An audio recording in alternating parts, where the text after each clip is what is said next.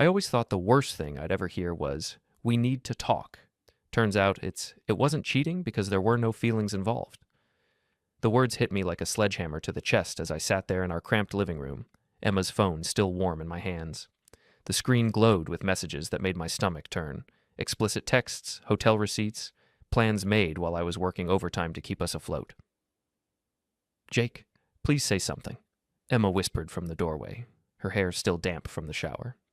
She'd left her phone on the coffee table, and when it buzzed with another message from David, work, I'd made the mistake of glancing at it. One message led to another and another until I was staring at 6 months of my life unraveling in real time. I looked up at her, this woman I'd been supporting for 3 years, and felt something cold settle in my chest. "How long?" "6 months, but Jake, it's not what you think."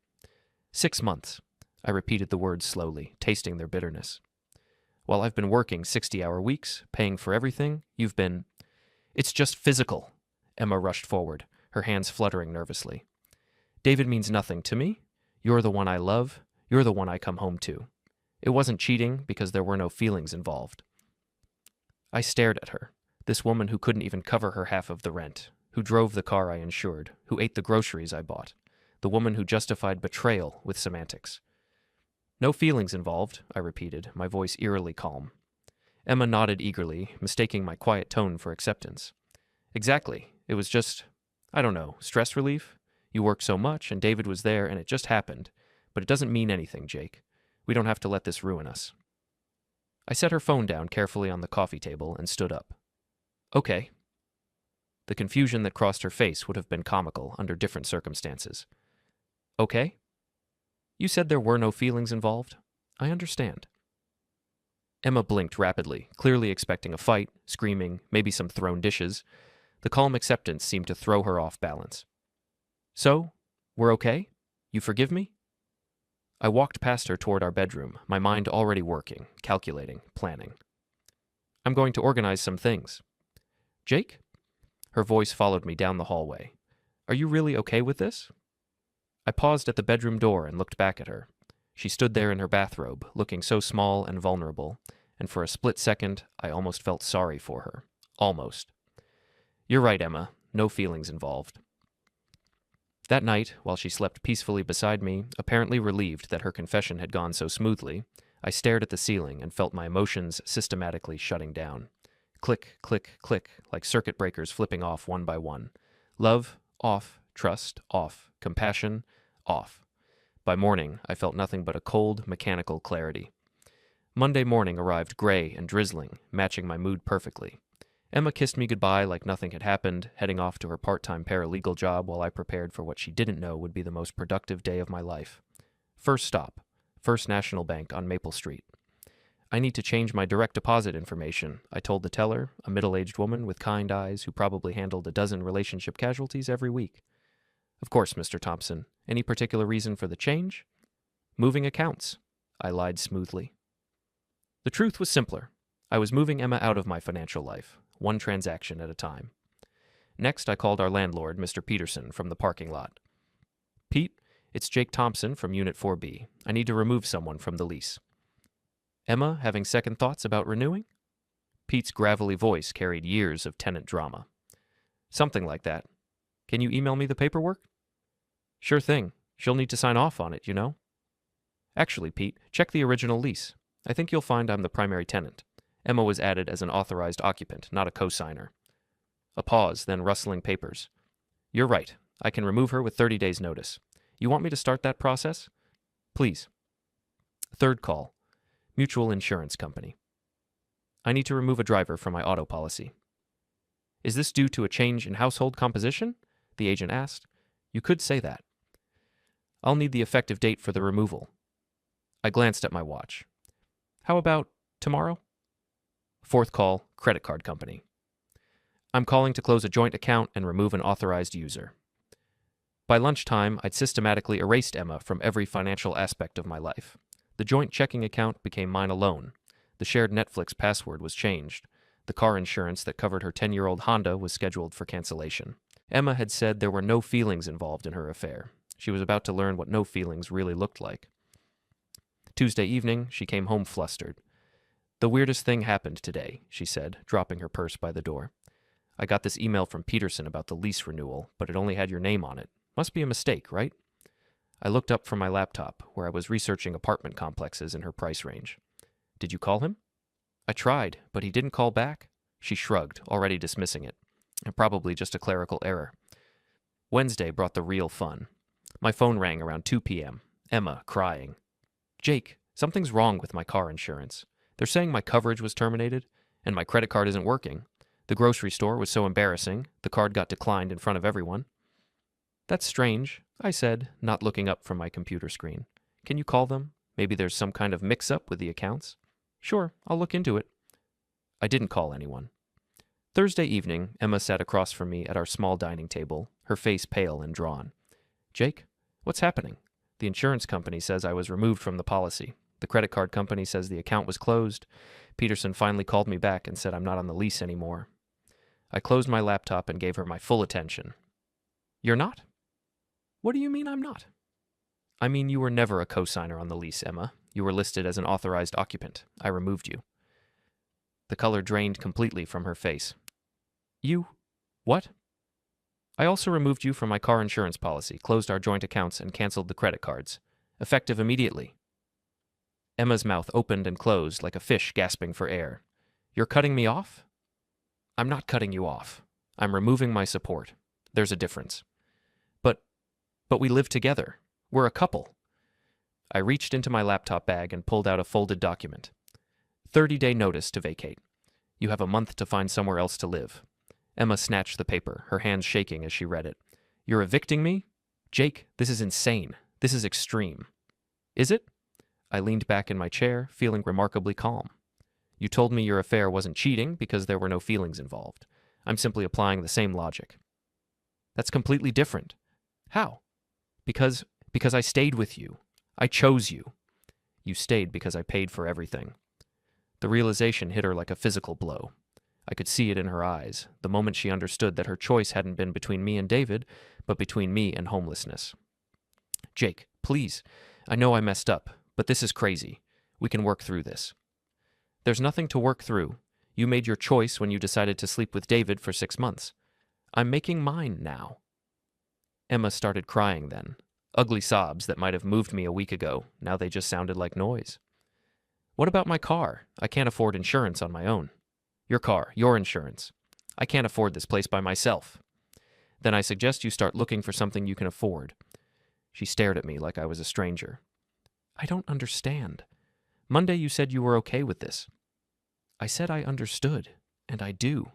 You taught me something valuable, Emma. What? I stood up, gathering my laptop and the empty takeout containers from dinner I'd bought for myself. That feelings are a liability I can't afford. The next 2 weeks passed in a blur of Emma's increasingly desperate attempts to change my mind. She tried everything: tears, anger, seduction, bargaining, more tears. She promised to cut contact with David, to quit her job, to do whatever it takes to fix things. I watched it all with the detached interest of a scientist observing a lab rat in a maze. I'll do anything, she sobbed one evening, clinging to my arm as I tried to make dinner. There's nothing to do, I replied, gently but firmly removing her hands. You made your choice. I've made mine. The truly fascinating part was watching her support system crumble. Emma had always been the type to overshare with her friends, and apparently, her confession about the affair hadn't gone over well with her social circle. Her best friend Sophie stopped returning calls after Emma admitted the affair had been going on for 6 months. Her work friends grew cold when word spread about her situation with David. Even her parents, who had never particularly liked me, seemed more disappointed in her than supportive. They're all judging me, Emma complained, scrolling through her phone for the 100th time that day. Sophie won't even talk to me. She said she can't trust someone who would cheat on a good guy. Imagine that, I said, not looking up from my book. This isn't fair, Jake. I made a mistake, but I'm being punished by everyone. You're not being punished. You're experiencing consequences. There's a difference. In desperation, Emma reached out to David, hoping he might offer her the support I was no longer providing. That conversation, which I overheard through the thin bathroom door, was particularly enlightening. David, I need help. Jake's kicking me out and I don't have anywhere to go. A pause, then David's voice, tinny through the phone speaker. Emma, look, what we had was fun, but I thought you understood it wasn't serious. I know, but I'm in real trouble here. Could I maybe stay with you for a few days? Just until I figure things out? I don't think that's a good idea. I'm actually seeing someone else now. Someone else? Already? It's not like we were exclusive or anything. You had your boyfriend. Had. Past tense. He's throwing me out. Look, I'm sorry things got complicated, but that's not really my problem. We both knew this was just physical. The sound of Emma's phone hitting the bathroom wall was followed by more sobbing. Just physical. No feelings involved. Her own words coming back to haunt her through David's mouth. By the third week, Emma's desperation had reached new heights.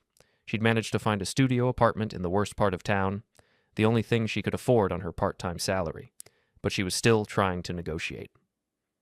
What if I move out but we keep dating? She suggested one evening. We could start over, rebuild trust. I'm not interested in dating you. Why not? I looked at her, really looked at her, for the first time in weeks. She'd lost weight, her clothes hung loose, and there were dark circles under her eyes. 3 weeks of reality had aged her years. Because I don't feel anything for you anymore, I said simply. You taught me that feelings are optional, so I opted out. The next day, I ran into Sophie at the grocery store. Emma's former best friend looked uncomfortable when she spotted me in the produce section. Jake, she said awkwardly, how are you holding up? Fine, you? I'm sorry about what happened. With Emma, I mean. I had no idea she was capable of something like that. I selected a bag of apples, taking my time. People surprise you. She keeps calling me, but I can't. My husband cheated on me 2 years ago, and I know how it feels. I can't be friends with someone who would do that to a good person. I appreciate that. Sophie hesitated, then plunged ahead. Is it true you're making her move out? She's an adult. She can live wherever she chooses. But you're not helping her financially anymore? Would you help someone who betrayed you? Sophie considered this. Probably not. She seems so lost. She made her choices. I know, I just feel bad for her. I looked at Sophie. Really looked at her. Do you feel bad for me? Of course. Then don't feel bad for her too. You don't get to feel sorry for both the victim and the perpetrator. Pick a side. Sophie nodded slowly. You're right. I'm sorry, Jake, for everything. As I walked away, I heard her phone buzz. Probably Emma, calling for the 20th time that day. Sophie didn't answer. Moving day arrived with all the drama I'd expected. Emma had managed to recruit David to help her move, which struck me as either incredibly naive or desperately pathetic. Probably both. I made sure to be home for the show.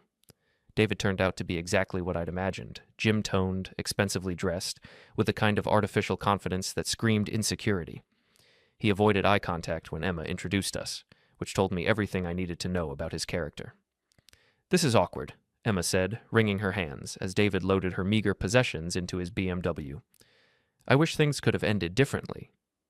Things ended exactly as they should have, I replied, watching David struggle with a box that was clearly too heavy for his gym-sculpted but functionally useless muscles. I never meant for any of this to happen. Yes, you did. You meant for it to happen 27 times over 6 months. You just didn't mean to get caught. Emma flinched. How do you know how many times? I read your messages, all of them. The color drained from her face. Jake? 27 hotel visits, 43 lunch dates, hundreds of texts about how clueless and boring I was, how David made you feel alive in ways I never could. I kept my voice conversational, like I was discussing the weather. Did you think I only read the recent ones? David had stopped loading boxes and was now listening intently, probably wondering what else Emma had said about him in those messages. I was angry when I wrote those things, Emma said weakly. You were honest when you wrote those things. That's the difference. David cleared his throat. Emma, we should probably get going. I have plans later. Plans that apparently didn't include helping Emma unpack or settle into her new place. I watched the realization cross her face that even...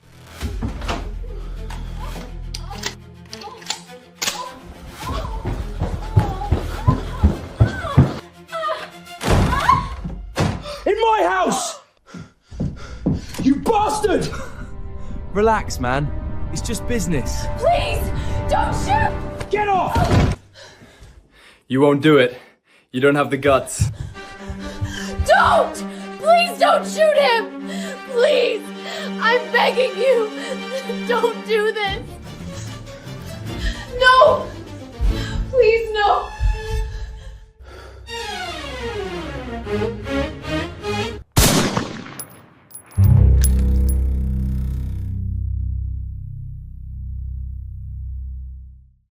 even after she'd lost everything for him, David was still treating her like a convenient distraction. "Of course," she said quietly. "Jake, I'm sorry for everything." I nodded. "I know you are. Do you think, someday, we might be able to be friends?" The question was so absurd it almost made me laugh. "No, Emma, we won't be friends. We won't be anything. After today, we'll be strangers who used to know each other." She started crying again, but this time David didn't comfort her. He just kept loading boxes, eager to finish this unpleasant task and get back to his real life. After they left, I stood in the suddenly spacious apartment and felt nothing. No relief, no sadness, no anger. Just a vast, echoing emptiness where my feelings used to be. I liked it. Over the next month, I heard updates about Emma through the small-town gossip network. She was struggling with 2 part-time jobs, trying to make ends meet. David had stopped returning her calls after helping her move. She'd been forced to sell her car and take the bus to work. The updates came mostly from mutual acquaintances who seemed to expect me to feel guilty about Emma's situation. They were disappointed. "She's really having a hard time," said Mark, a guy from my old bowling league, during a chance encounter at the hardware store. "I'm sure she is." "Don't you feel bad for her?" "Should I?" Mark looked uncomfortable. "I mean, she made a mistake, but she's really paying for it now. She's experiencing the natural consequences of her choices. That's not punishment, it's cause and effect. But you guys were together for 3 years. And she spent the last 6 months of those 3 years sleeping with someone else. What's your point?" Mark didn't have an answer for that. The conversation bothered me, though, because it highlighted something I'd been noticing. People expected me to forgive Emma. They expected me to be the bigger person, to show mercy, to help her through this difficult time. They expected me to have feelings. But Emma had taught me that feelings were optional, unnecessary complications that only led to pain and betrayal. She'd shown me that love was just a word people used to justify taking advantage of others. I'd learned the lesson well. 2 months after Emma moved out, I ran into David at a coffee shop downtown. He was alone, looking significantly less confident than he had on moving day. "Jake," he said nervously when he spotted me in line. "David. Look, about the whole thing with Emma, I want you to know it wasn't personal." I ordered my coffee and turned to face him. "Wasn't personal? I mean, I didn't set out to hurt you or anything. It just happened. 27 times. David blinked. "What?" "It happened 27 times. That's a lot of accidents." "Emma told you that?" "Emma's phone told me that, along with a lot of other interesting details." I stepped closer, and David instinctively stepped back. "Did you know she was planning to leave me for you?" No, that's not. We never talked about anything serious." "She did. She had it all planned out. She was going to wait until I renewed the lease with her name on it, then break up with me and move in with you. She thought she was so clever." David's face went pale. "I never promised her anything like that." "I know. That's what makes it so perfect." "Perfect?" "She destroyed her relationship with me based on a fantasy relationship with you. She gave up everything real for something that was never going to happen." I picked up my coffee from the counter. "That's poetic justice." David stared at me like I was speaking a foreign language. "You're really not upset about this?" "Why would I be upset? You did me a favor. You showed me who Emma really was before I made the mistake of marrying her." "But don't you miss her?" I considered the question seriously. "I miss the person I thought she was, but that person never existed. You can't miss something that was never real." David left the coffee shop looking more confused than when he'd arrived. I stayed and enjoyed my coffee in peace, watching the morning rush through the window and feeling absolutely nothing. It was the most relaxed I'd been in years. 3 months after Emma moved out, I was genuinely surprised to receive a text from her. I'd assumed our communication was permanently severed, but apparently desperation had driven her to reach out one more time. "Jake, I know you probably don't want to hear from me, but I'm in real trouble. I lost one of my jobs and I'm behind on rent. I know I don't deserve your help, but I don't have anyone else to ask." I stared at the message for a long time, feeling that familiar emptiness where my emotions used to be. 6 months ago, this text would have torn me apart. I would have felt guilty, responsible, compelled to help despite everything she'd done. Now I felt nothing. I typed back, "You're right. You don't deserve my help." Her response came immediately. "Please, Jake. I'm desperate. I might get evicted." That sounds like a you problem. How can you be so cold? This isn't like you. I almost laughed at that. This is exactly like me. This is who I am when I'm not being taken advantage of. I made a mistake. Haven't I suffered enough? You didn't make a mistake, Emma. You made a choice. 27 choices, actually. And suffering isn't a payment plan for forgiveness. I don't understand how you can just turn off your feelings like this. You taught me how. Remember? No feelings involved. She didn't respond to that. A week later, I heard through the gossip network that Emma had been evicted. She was staying on Sophie's couch temporarily, despite Sophie's obvious reluctance to get involved. Apparently, even former best friends had their limits when it came to charity. I also heard that David had started dating someone new, a dental hygienist named Rebecca, who had no idea about his history with Emma. The irony wasn't lost on me that Emma had destroyed her life for a man who'd already forgotten she existed. But the most interesting development came a month later when I received an unexpected visitor. I opened my door to find Emma's mother, Patricia, standing in the hallway with the kind of grim expression that suggested this wasn't a social call. "Mrs. Chen," I said, genuinely surprised. "This is unexpected. May I come in, Jake?"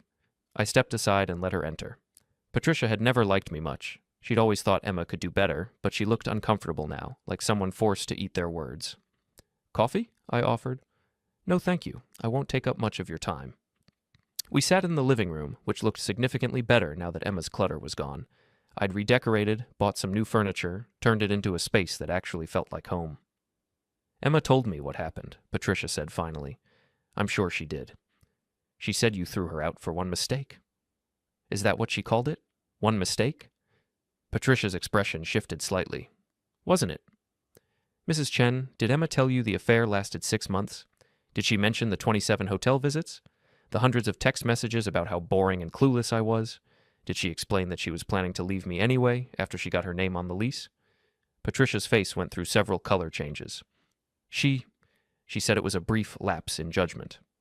It was a sustained campaign of deception and betrayal. There's a difference. But you supported her for 3 years. Doesn't that count for something? It counted for everything, right up until she decided it counted for nothing. Patricia was quiet for a long moment. "She's struggling, Jake. Really struggling." "I know. Don't you care?" "No." The bluntness of my answer seemed to shock her. "How can you not care about someone you loved?" "Because love is a choice, Mrs. Chen, and I'm choosing not to make it anymore. That's not how love works, isn't it? Emma chose to stop loving me 6 months ago. She just didn't tell me about it. I'm simply making the same choice openly." Patricia stared at me like I was a stranger. "You've changed." "Yes, I've learned." "Learned what?" "That feelings are a luxury I can't afford. That trust is a gift that shouldn't be given freely. That some people will take everything you offer and still ask for more." Emma's not a bad person, Jake. She made mistakes. Emma is exactly the person she chose to be, and I'm exactly the person she taught me to be. Patricia left looking more troubled than when she'd arrived. I suspected Emma's version of events had been significantly sanitized, and the reality was harder to argue with than the fiction. That evening, I received another text from Emma. "My mom talked to you today. Whatever you told her, she's barely speaking to me now." I told her the truth. Your version of the truth. The only version that matters. "Jake, please. I know I hurt you, but this has gone too far. I've lost everything. My job, my home, my friends, even my family is disappointed in me. When is enough enough?" I stared at the message for a long time, remembering the man I used to be. The man who would have felt guilty reading those words, who would have wanted to help despite everything. That man was gone. "Enough is when you learn that actions have consequences," I typed back. "Enough is when you stop expecting other people to fix the problems you created. Enough is when you take responsibility for your choices instead of blaming everyone else for not enabling them." "I am taking responsibility." "No, you're experiencing consequences. That's not the same thing." "What do you want from me?" "Nothing. That's the point." "I don't believe you can just stop caring about someone." "Watch me." She didn't respond, and I didn't expect her to. There was nothing left to say. 6 months later, I heard that Emma had moved back in with her parents in another state. David had gotten engaged to the dental hygienist. Sophie had blocked Emma on all social media platforms. The gossip network had moved on to fresher scandals, and Emma's name rarely came up anymore. I was dating someone new. A nurse named Jennifer who paid her own bills, told the truth, and understood that trust was something to be earned, not assumed. We took things slowly, carefully, with the kind of deliberate caution that comes from experience. "You're different from other guys I've dated," Jennifer told me one evening over dinner. "How so?" "You don't seem to need anything from me. Most men want something: validation, ego stroking, financial help, emotional labor. You just don't. Is that good or bad?" "It's refreshing, but also a little scary." "Why scary?" "Because I can tell you could walk away from this, from us, without looking back. That's not normal." She was right, of course. I could walk away. I could walk away from anything now, anyone. Emma had taught me that attachment was vulnerability, and I'd learned that lesson thoroughly. "Would that bother you?" I asked. Jennifer considered this. "It should, but honestly, it makes me want to earn the choice to stay." That was the difference between Jennifer and Emma. Jennifer understood that love was a choice made daily, not a debt to be collected on. She understood that respect was earned through actions, not demanded through guilt. She understood that feelings, when they existed at all, were a privilege to be treasured, not a right to be assumed. Emma had taught me that no feelings involved was a weapon. Jennifer was teaching me it could also be a foundation, a place to build something real, something honest, something that couldn't be destroyed by selfishness and lies. 1 year after Emma moved out, I received a final message from her. It was longer than her previous texts, more thoughtful, and it arrived on the anniversary of the day I'd discovered her affair. "Jake, I know you probably don't want to hear from me, and I understand why. I've spent the last year thinking about everything that happened, and I need you to know that I finally understand what you tried to tell me. I didn't just cheat on you. I disrespected you, used you, and took advantage of your love." I told myself it wasn't cheating because there were no feelings involved, but that made it worse, not better. It meant I was willing to risk everything we had for something that meant nothing. I was willing to throw away something real for something empty. I know you'll probably never forgive me, and I don't expect you to. I just wanted you to know that I finally get it. You didn't punish me. You just stopped letting me use you. I'm sorry it took losing everything for me to learn what you tried to teach me. I hope you're happy. I hope you found someone who deserves the love I threw away. Emma. I read the message 3 times, waiting to feel something. Satisfaction, vindication, maybe even a trace of the old affection. But there was nothing. Emma's belated understanding was meaningless to me now, her apology a year too late, and several betrayals too few. I deleted the message without responding. That evening, Jennifer and I were cooking dinner together in the kitchen of the house I'd bought, a real house with a yard and a mortgage in my name only. Jennifer had her own apartment across town, her own life, her own independence. We chose to spend time together, rather than being forced together by financial necessity. "You're quiet tonight," she observed, chopping vegetables with the kind of precise efficiency that spoke to her medical training. "Emma texted me today." Jennifer's hands stilled for just a moment, then resumed their work. "What did she want?" "To apologize, I think. To show me she'd learned something." "And how do you feel about that?" "I don't." Jennifer nodded, unsurprised. She'd learned not to expect emotional reactions from me about Emma. "Do you think you'll ever feel anything about her again? Anger, forgiveness, anything?" I considered the question seriously. "No. She's like a cautionary tale I used to know personally. You don't have feelings about cautionary tales." "That's probably healthy." "Is it?" "You're not carrying anger or resentment. You're not hoping for revenge or reconciliation. You've genuinely moved on. That's healthier than most people manage after betrayal." "I've moved on because I moved out. Emotionally, I mean." Jennifer set down her knife and turned to face me. "Can I ask you something?" "Of course." "Do you think you'll ever move back in? Emotionally?" It was a question I'd been asking myself for months. Jennifer deserved an honest answer, even if it wasn't the one she wanted to hear. "I don't know," I said finally. "Emma taught me that feelings are a liability, that love makes you vulnerable to people who will exploit that vulnerability. I'm not sure I want to unlearn that lesson." "Even with me? Especially with you?" Jennifer looked confused. "Why especially with me?" "Because you matter. Emma couldn't really hurt me anymore by the time I found out about the affair. Our relationship was already hollow. I just didn't know it.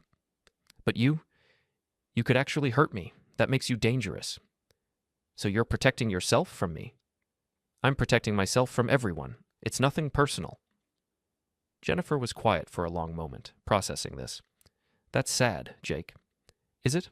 I'm not in pain. I'm not anxious about being betrayed again. I sleep well at night. I make decisions based on logic rather than emotion. Emma thought she was teaching me that feelings were optional. She was right. But you're also not really living. You're just existing. I'm existing peacefully. That's more than a lot of people can say. Jennifer turned back to her vegetables, but I could see the wheels turning in her head. What if I told you I was willing to take the risk? What risk? The risk of loving someone who might not love me back. The risk of being vulnerable with someone who's chosen not to be vulnerable in return. I'd tell you that's a bad investment.